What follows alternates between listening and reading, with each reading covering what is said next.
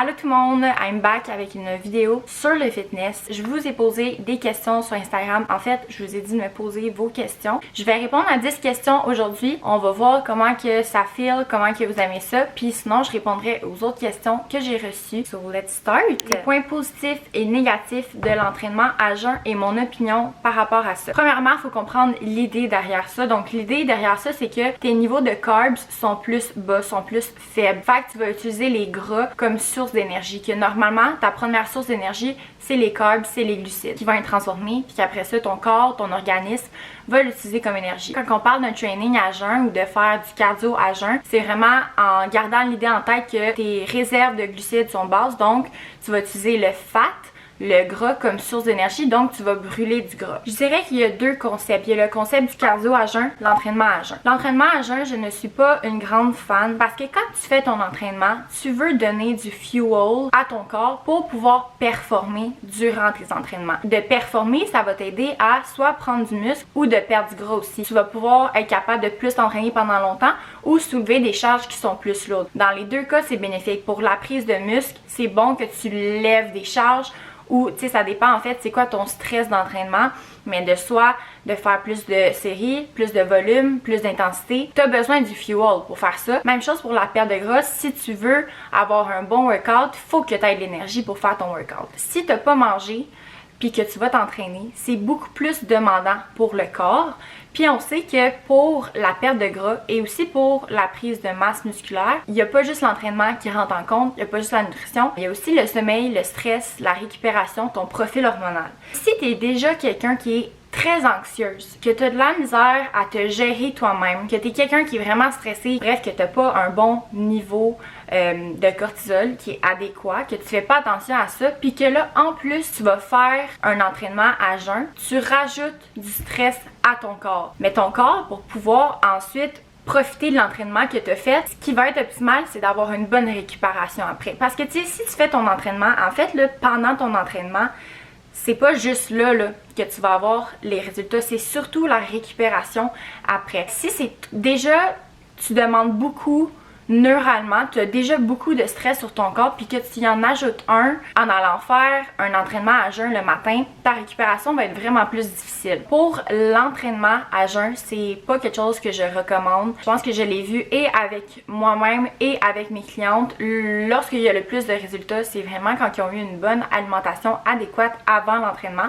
et après aussi. Concernant le cardio à jeun, je vous dirais que les critères qui peut faire en sorte que je le conseillerais ou que je le ferais moi-même, c'est de faire un cardio qui est vraiment à basse intensité. C'est un cardio que tu serais capable quand même d'avoir une conversation avec quelqu'un, que c'est pas trop demandant. Sinon, dans l'autre optique que je le donnerais aussi, ça serait pour quelqu'un qui a tout le temps fait le même cardio, puis que là, est un peu rendu à un plateau. Ton corps, il s'adapte. Que ce soit à tes entraînements, que ce soit ton cardio. Vous pouvez le remarquer par vous-même. Si vous faites un cardio pendant 4 semaines, tout le temps la même durée, donc un 20 minutes à la même intensité, vous allez voir après les 4 semaines que votre corps va moins brûler de calories. Ton corps, il s'est adapté à ce stress-là que tu lui donnes, à l'entraînement. C'est la même chose comme que je vous dis pour le cardio, pour l'entraînement. Fait que ça pourrait être une bonne idée de pouvoir un peu changer, de te mettre un cardio à jeun le matin. Ce qui peut être une bonne idée aussi, ce que j'aime avec le cardio à jeun le matin, c'est que ça part bien aussi ta journée. Si tu as comme objectif dans ton plan d'entraînement de faire du cardio,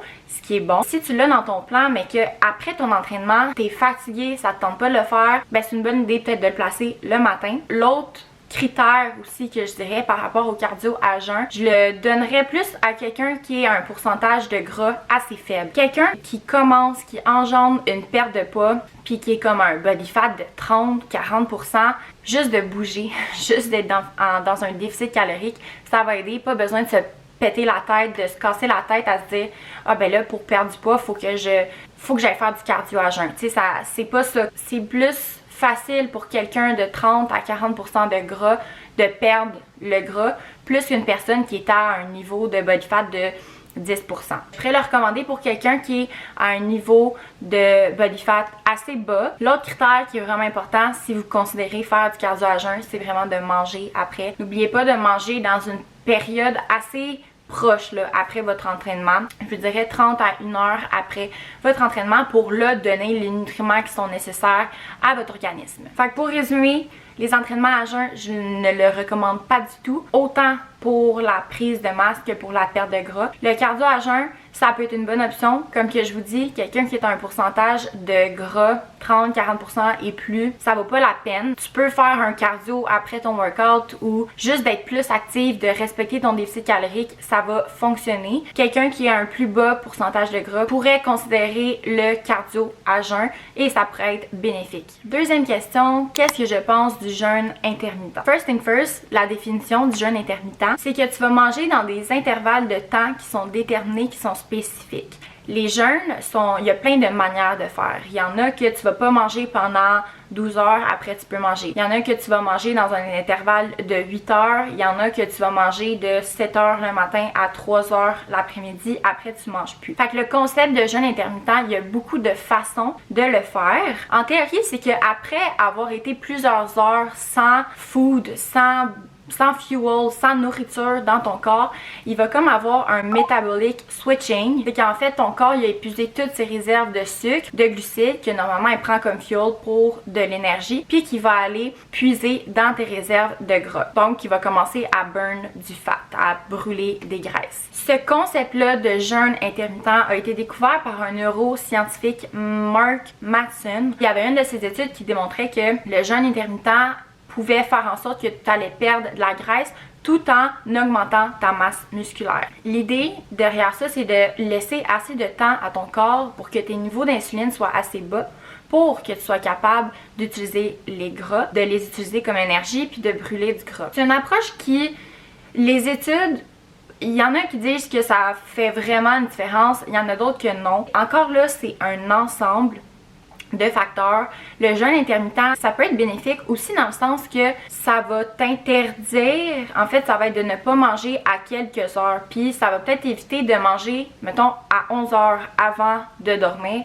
Ça, c'est efficace pour la perte de gras, puis c'est efficace pour ton sommeil, pour mieux dormir aussi, parce que si tu te claques un gros repas avant de dormir, c'est sûr que ton sommeil ne va pas être optimal. Fait qu'il y a aussi cet aspect-là, comme que je vous disais tantôt, le jeûne intermittent, les façons de le faire, il y en a des différentes. Quelqu'un qui ne mangerait pas pendant plus de 24 heures, parce qu'il y a aussi cette approche-là de manger pendant 5 jours, puis après ça, t'arrêtes un jour. Il y a des gens qui font ça. Pas manger pendant plus que 24 heures, ton corps ne va pas utiliser les fats. Ton corps va devenir en mode survie, fait qu'il va store les fats. Ça, c'est un peu la même affaire pour quelqu'un qui est en très gros déficit calorique. Pour la perte de gras, la perte de poids, la première règle, c'est le déficit calorique. Quelqu'un qui serait en déficit calorique qui est beaucoup trop bas, ce que ça va faire à ton corps à la longue, c'est que ton corps va être en mode survie.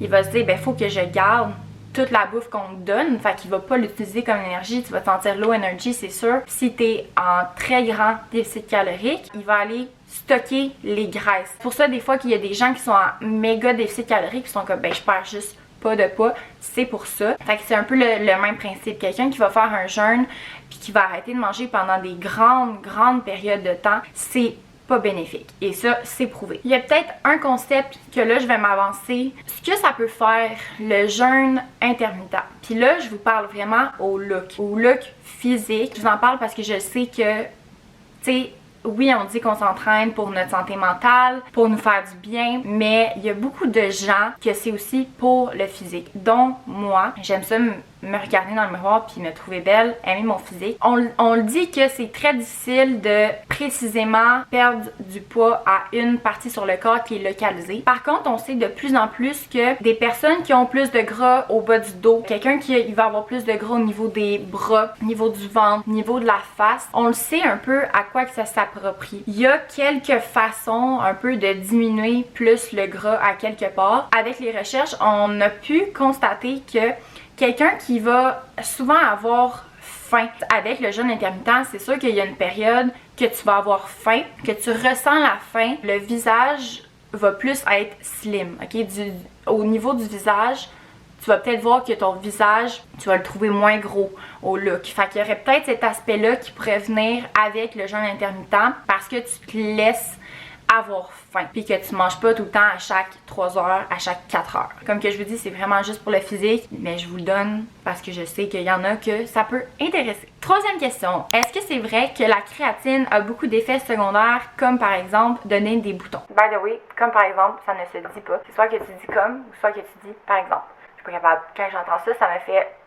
Donc, parlons de la créatine. La créatine, c'est un supplément qui va aider aux muscles à être plus performants et à être capable d'aller chercher une reps de plus, 2 reps de plus ou d'augmenter plus les charges. Les études démontrent que tu peux augmenter de 5 à 15% tes performances et ta force maximale. La créatine, c'est safe d'en prendre à chaque jour. Puis, on a aussi découvert, maintenant en fait, la créatine, c'est reconnu comme un nootropic. Un nootropic, c'est un composé, un supplément qui va améliorer tes capacités cognitives. La créatine, ça a des bons effets sur les performances, sur le côté fitness, mais ça a aussi des bons effets sur le cerveau. Ça va diminuer la fatigue mentale, ça va augmenter la cognition, bon pour l'énergie mentale, et c'est un excellent neuroprotecteur. C'est un supplément qui a été très étudié, plus de 700 études. Là arrivent les effets secondaires. Il y a eu un effet secondaire que se disait la déshydratation et les crampes musculaires. Souvent les crampes musculaires, ça va être parce que tu es déshydraté. Donc les deux, ils vont ensemble. Il n'y a pas eu d'études qui ont démontré que justement ça allait te déshydrater. Sauf que,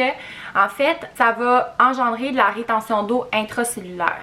Ça va amener de l'eau dans ton muscle, ce qui est bon. Sauf que quelqu'un qui va pas boire d'eau, ben là, la créatine, elle va prendre l'eau qui est dans la circulation sanguine pour l'apporter, pour l'utiliser. Quand tu prends la créatine, considère que faut que tu bois de l'eau. Tu sais, quelqu'un qui va boire 1 litre d'eau puis qui prend la créatine à chaque jour, not the best. Moi, je prends la créatine à chaque jour, 5 grammes, puis je bois 3 litres d'eau, parfois même 3,5 litres d'eau. J'ai jamais remarqué que j'étais plus déshydratée. L'autre point, un des effets secondaires, si vous pouvez aller voir sur internet, ça avait la prise de poids. En fait, c'est pas la prise de poids, c'est plus le fait que tu vas prendre de la masse musculaire, ton muscle qui pèse plus, mais c'est pas une prise de gras. Troisième aspect, c'est comme la question le posait, donner des boutons, l'acné. En fait, il n'y a aucune étude qui démontre directement que la créatine va causer de l'acné. Par contre, vu que tu prends la créatine, comme que je disais, ça augmente tes performances. Fait que tu vas t'entraîner plus longtemps, tu vas t'entraîner plus fort. Peut-être que ça va faire en sorte que tu vas plus suer. On sait que la sueur peut créer de l'acné, peut créer des boutons. C'est pas directement la créatine qui crée des boutons. Mon avis sur le supplément Bloom. Personnellement, c'est pas un supplément que je consomme. Les suppléments que je consomme, principalement ATP, Believe Supplément et mon... j'ai une autre compagnie, j'ai oublié le nom. C'est mes EAA que je prends avec un mélange d'électrolytes aussi, le Intra HD. Ce que j'ai regardé avec Bloom, c'est sensiblement le même supplément. Là, je parle du supplément Bloom, les Greens. J'ai comparé avec le supplément de Believe Supplément. Ça se ressemble quand même. Ce que j'ai remarqué, c'est que les suppléments Bloom, ils contiennent de l'ashwagandha. L'ashwagandha, c'est une plante. Ça va réduire l'anxiété qui nuit grandement au cerveau. Puis moi, c'est un supplément que j'ai déjà pris. Ça peut aider aussi au sommeil. Fait que moi, je le prenais tout le temps le soir. Le supplément Bloom, il y en a. Des greens, normalement, les gens vont prendre ça le matin. Tu sais, moi, si j'avais à comparer les deux, puis que là, je sais qu'il y a de l'ashwagandha dans le supplément Bloom, que Believe, il n'y en a pas, j'irai avec le Believe juste parce que l'ashwagandha, j'aime mieux la prendre le soir. Autre fait avec le supplément Bloom, c'est que quand que tu prends une scoop, c'est 5,64 grammes. Quand que tu achètes le supplément, le 30 grammes coûte 56 $ canadiens, alors que Believe, c'est 49,99 $, puis c'est un 30 grammes aussi avec un scoop de 10 grammes. Prochaine question. Je suis vraiment piquée avec les protéines en poudre. As-tu une marque à recommander? Once again, la marque que je prends, c'est de Believe Supplément. Protéine isolate, c'est celle que je recommande le plus. En fait, c'est une protéine qui est mieux filtrée. Quelqu'un qui a des intolérances ou qui a plus de la difficulté avec sa digestion, je recommanderais plus de prendre de la protéine iso que de la protéine whey. Ce qui est difficile avec les protéines, écoute, moi, j'ai vraiment pas de la misère avec le goût des protéines. Je pense que je me suis habituée. Qu'est-ce que je fais? Qu'est-ce qui pourrait être un truc aussi pour toi? Je prends de la iso transparente, fait que sans saveur. Puis je m'achète les petits pots de saveur, fait que I don't know, ça pourrait t'aider, tu sais, à la place de prendre une protéine au chocolat qui t'a coûté 50$, mais que là, finalement, t'aimes pas la saveur de chocolat, tu pourrais prendre la protéine sans saveur, puis de tâcher les petits pots à côté. Prochaine question. Comment rester motivé lorsqu'on ne voit pas les résultats physiques? Je te reposerai des questions. Parce que, en fait, c'est de regarder, si tu me dis, ah ben, j'ai pas de résultats physiques, mais ça fait une semaine et demie, puis là, ça me démotive. Le conseil que je te donnerais, c'est pas après une semaine et demie. Surtout les femmes, hein, ça se peut que, tu sais, quand t'as commencé, puis là, une semaine après et demie, t'es dans ta semaine, ton corps change.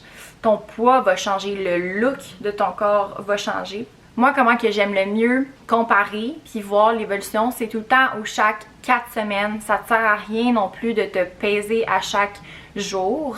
Moi, je regarderais plus à chaque 4 semaines. Si tu me dis que là, tu t'entraînes puis là, t'es démotivé parce que t'as pas de résultats physiques, là, si ça fait comme un bon bout, moi, je te dirais de, premièrement, te remettre en question, de te dire, est-ce que pendant mes trainings, je me donne assez? Ou quand que je vais m'entraîner, je suis sur mon sel, je suis supposée de faire 4 séries, mais j'en fais 3, puis j'ai botché la dernière. Le hip thrust, je fais une plate, mais je serais capable de faire une plate 25. Fait que premièrement, je me remettrai en considération de tout ça, puis de me motiver à dire, ok, mais là, tu vois, tu devrais donner plus, pousse plus, t'es plus capable. Deuxième des cas, je te dirais d'aller prendre de l'aide. Tu sais, quelqu'un que ça va pas bien mentalement, la solution, je dis pas que tout le monde le fait, mais la solution, ça serait d'en parler, de lire des livres qui vont t'aider, de prendre du temps seul, d'aller voir un psychologue. Tu sais, il faut que tu travailles sur ta santé mentale si ça va pas. Là, la même affaire, tu sais, si tu veux des résultats physiques, mais que you're all by yourself, prends l'aide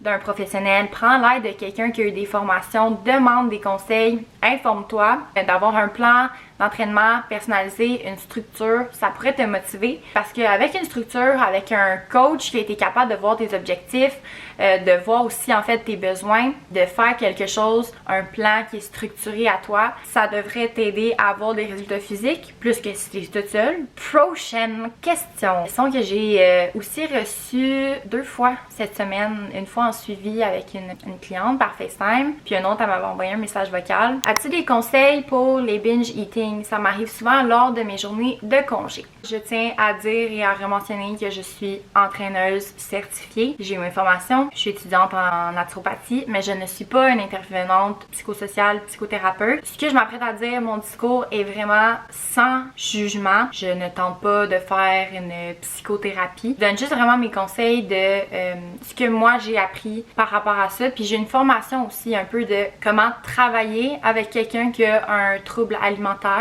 Les troubles alimentaires, de où est-ce que ça vient, de où est-ce que ça commence, ça peut être très différent pour chaque personne. Ça peut être une situation où ce que quelqu'un est plus stressé, qui sait moins gérer ses émotions, une situation que la personne va se sentir jugée, qu'elle se juge elle-même. Ça peut être aussi par rapport à un faible niveau de confiance en soi, des expériences aussi qui ont été troublantes, des commentaires qui ont été troublants, qui mènent à un trouble alimentaire. Dans le cas du binge eating, ce que j'aime proposer, ce que j'aime dire à mes clientes, c'est que le premier aspect, c'est quand que tu fais du binge eating, j'imagine que c'est pas de manger full de fèves vertes et de brocolis. C'est un repas qui va être très calorique, des aliments qui sont ultra transformés, du sucre, des carbs, du salé, de la friture, des cochonneries. Déjà ça en partant de se dire, ok, ça là, tu donnes ça à ton corps. Là, la digestion après est difficile. Souvent ça va arriver le soir ou pendant des journées. Après, tu as moins d'énergie. Après, tu vas te sentir mal. Tu vas moins bien dormir. Les journées d'après, tu vas te sentir plus... Tu te sens moins d'énergie, tu te sens plus fatigué, puis tu te sens mal aussi. Il y a vraiment cet aspect-là. Si tu t'aimais assez, si tu te considérais, si tu réalises ta valeur, tu veux pas donner de la scrap à ton corps. Fait que d'essayer là, de fake it until you make it, de prendre un petit 2 minutes avant puis de se dire « Hey, là, en ce moment, c'est de l'auto-sabotage. Qu'est-ce que je suis en train de faire? Mon corps, il mérite pas ça. Pourquoi que je ferais ça à mon corps? Je suis tellement une belle personne. J'aime ma personne. J'aime faire attention à moi. J'ai une bonne valeur. Je me valorise. I'm proud of myself. I love myself. Pourquoi que je donnerais ça à mon corps? Puis ça, c'est un discours qui est vraiment difficile. Puis c'est relié à la confiance en soi, l'amour propre. Puis ça, c'est quelque chose qu'il faut travailler. Le problème en soi, c'est pas le binge eating. C'est cause à effet. C'est l'effet. Mais c'est de travailler plus la cause. Je peux te donner des trucs pendant Mais le premier truc, c'est de vraiment aller travailler la cause. Il y a un bobo, il y a quelque chose qui va pas bien. Tantôt, je vous parlais de où est-ce que ça peut venir, mais aussi c'est une réaction. C'est de travailler sur cette cause-là. Un autre truc, un autre conseil, c'est de justement, comme que je vous dis, c'est un cause à effet. Ça, c'est ta réaction. C'est ta façon de coper là, avec qu'est-ce qui se passe. D'essayer de trouver quelque chose d'autre. C'est que c'est vraiment mental, hein? C'est plus fort que toi. Fait que d'aller prendre une marche, de lire un livre, de changer de pièce aussi, pas dans ta cuisine, mais de changer de pièce, de trouver un autre quelque chose qui va t'apporter du confort, d'aller prendre un bain, de lire ton livre préféré, regarder ta série, d'aller marcher, de changer d'air, d'écouter un podcast, de te changer les idées, mais de trouver, tu sais, c'est ça, un autre confort aussi, c'est sûr que ça peut aider. Il y a un truc aussi que j'avais donné à une cliente qui m'avait dit que ça l'avait vraiment aidé, t'es comme, oh my god, c'est tellement une bonne idée. Moi, quand j'étudie, puis quand que je me lève le matin, puis quand que je m'entraîne, j'ai comme des playlists de musique différentes. Quand que je vais étudier, j'écoute pas la même playlist que quand que je vais m'entraîner. Mon cerveau a comme associé cette playlist de musique-là à, ok, là, je suis focus, je suis concentrée, je travaille, I'm doing work, je travaille, je suis focus. Mais si j'écoutais cette playlist-là le soir avant de m'endormir, mon cerveau, il l'associe à travailler. Fait que je serais pas en mode dodo. J'ai aussi une playlist pour quand que je vais faire mon yoga. Mais directement, quand j'écoute ma playlist, ma musique, mon cerveau, il l'associe à, ok, là, je vais faire du yoga. Ça me met dans une bulle, ok, plus calme. Là, c'est le temps pour le yoga. Je pourrais faire une playlist de musique qui te dit, tu sais, qui te rapporte à juste, ok, moment de détente. Là, ça va. Tu sais, une playlist de musique qui te fait du bien. Ou ça peut être, tu sais, c'est ça peut être des musiques de détente, comme que ça peut être une playlist de genre boss ass bitch queen music type of song, pour que ton cerveau ne soit plus dans la situation qui se passe en ce moment. Le binge eating, ça prend une grande force de s'en sortir. C'est comme ça, c'est plus fort que toi sur le moment, mais d'essayer, tu sais, je pense qu'il y a vraiment aussi l'aspect de fake it until you make it, de dire, ok, non, arrête, prendre un 5 minutes. C'est tough, là, j'en suis consciente, c'est tough, là, prendre un 5 minutes avant de le faire, parce que c'est plus fort que toi. Prends 5 minutes. Pourquoi tu prendrais 5 minutes? Parce que t'es importante. Genre, pourquoi que tu ferais ça à ton corps?